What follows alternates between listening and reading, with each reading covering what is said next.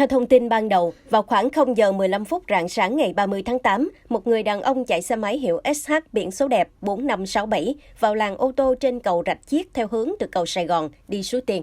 Khi đến đoạn đổ dốc cầu thuộc phường Phước Long A, thành phố Thủ Đức, thành phố Hồ Chí Minh thì xảy ra va chạm với chiếc container đang di chuyển cùng chiều, khiến người đi xe máy ngã xuống đường, tử vong tại chỗ. Danh tính nạn nhân được xác định là Nguyễn Thanh Tê, sinh năm 1991, ngụ thành phố Thủ Đức.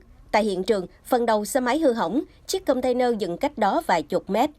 Nhận được thông tin, Công an thành phố Thủ Đức có mặt khám nghiệm hiện trường, điều tra nguyên nhân vụ tai nạn. Đến hơn 2 giờ 30 phút sáng cùng ngày, hiện trường được xử lý xong.